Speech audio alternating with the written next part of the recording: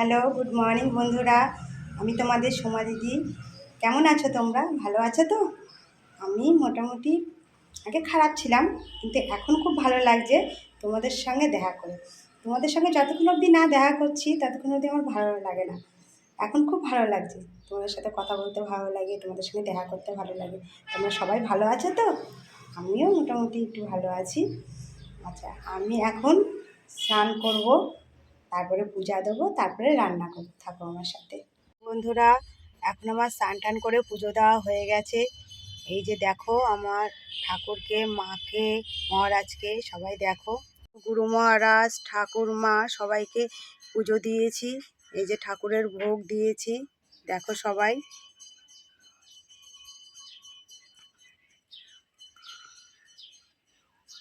চলো বন্ধুরা, এবারে সোমার রান্নাঘরে তোমাদেরকে আমি পাঁচমিশালি সবজি রান্না করে দেখাবো। পাঁচমিশালি সবজির জন্য আমি কেটে রেখেছি গাজর, সজনে ডাঁটা, লাউ, কোয়াশ, আলু, মিষ্টি কুমড়ো। এই যে আমি সবজিটা পুরো কেটে রেখেছি, তোমরা দেখতে পেরেছো, সব ছোট ছোট করে কেটে রেখেছি। এবারে আমি বসাবো।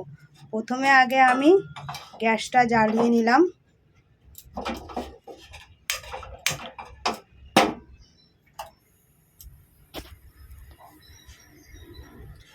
রান্নাটা আমি করব সম্পূর্ণ সাদা তেলে।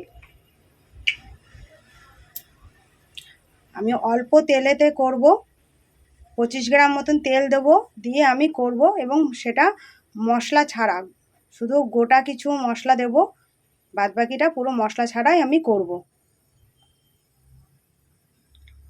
দিয়ে দিলাম 25 গ্রামের মতন তেল।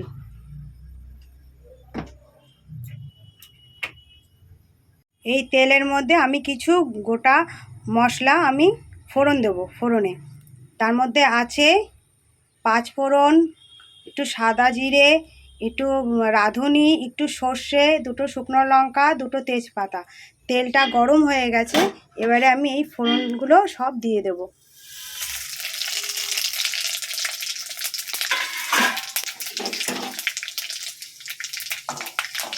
দিয়ে হালকা ভাজা ভাজা করব এটাকে।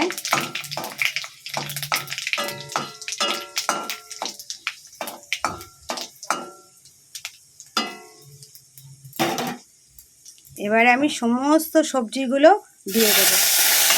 আমি সবজি দিয়ে দিয়েছি, এবারে আমি এটাকে ভালো করে নাড়াচাড়া করব।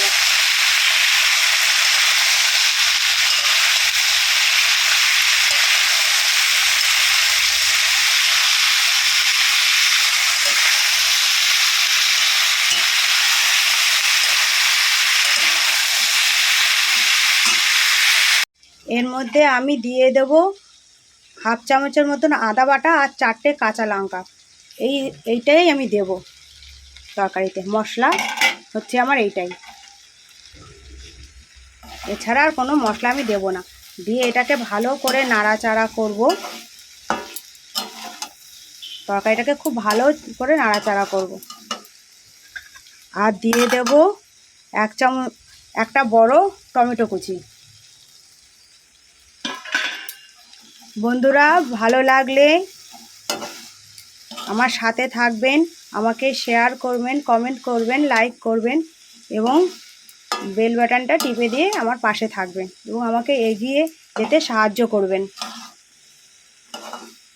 তরকারিটা খুব ভালো করে আমি নাড়াচাড়া করব অল্পক্ষণ সময় ধরে।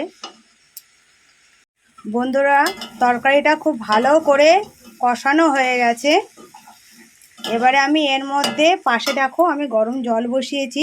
এই গরম জলটা আমি তরকারিতে দেব। তরকারিতে গরম জল করে দিলে তার টেস্টটা দ্বিগুণ বেড়ে যায়। তোমরাও ঠিক এইভাবেই করবে। আমি তরকারিটা একদম শুকনো শুকনো করব না, আবার একদম ঝোল করব না, একটু মাখা মাখা করব, যাতে মানুষে ভাত দিয়েও খেতে পারে এবং রুটি দিয়েও খেতে পারে। এটা ফোটা সিদ্ধ হওয়া অবধি আমরা অপেক্ষা করব। এটা সিদ্ধ হয়ে গেলে আপনাদেরকে দেখাচ্ছি। দেখো বন্ধুরা, তরকারিটা প্রায় হয়ে এসছে। আমি দেখে নিই একটু সিদ্ধ হয়েছে নাকি। হ্যাঁ, সব সিদ্ধ হয়ে এসছে প্রায়। দেখেছো, আমি একটু ঝোল ঝোল রেখেছি। একদম ঝোল না, আবার একদম শুকনো না, আমি সামান্য একটু ঝোল ঝোল রেখেছি। 4-5 জন মানুষ খাবে তো, তার জন্য। আমার ফ্যামিলিতে আমরা 4 জন আছি, আমার বাবা, আমার স্বামী, আমার একমাত্র ছেলে, তাই আমি সেই পরিমাণে তরকারিটা বানিয়েছি। আপনাদের লোক সংখ্যা বেশি হলে বেশি করে বানাবেন, সব কিছু বেশি বেশি দিয়ে। আচ্ছা, আমি এর মধ্যে দিয়ে দিলাম 1 চামচ চিনি, আরও হাফ চামচ চিনি। তরকারিটা একটু মিষ্টি মিষ্টি হবে, টমেটোটা দেওয়া আছে, টক মিষ্টি সামান্য হালকা ঝাল সব মিলিয়ে তরকারিটা হবে। তরকারিটা খেতে খুব সুস্বাদু হয় বন্ধুরা। সবসময় মশলা দিয়েই যে তরকারি ভালো খেতে হয় তা কিন্তু না, অনেক সময় মশলা ছাড়াও কিন্তু তরকারি খেতে ভালো হয়। আর এটা বাচ্চা বড় সুস্থ অসুস্থ সবাই খেতে পারবে। একবার বানাবেন, বানিয়ে খাবেন এবং আমাকে জানাবেন কেমন হয়েছে। তরকারিটা একটু হলেই আমি আপনাদেরকে নামিয়ে দেখিয়ে দিচ্ছি।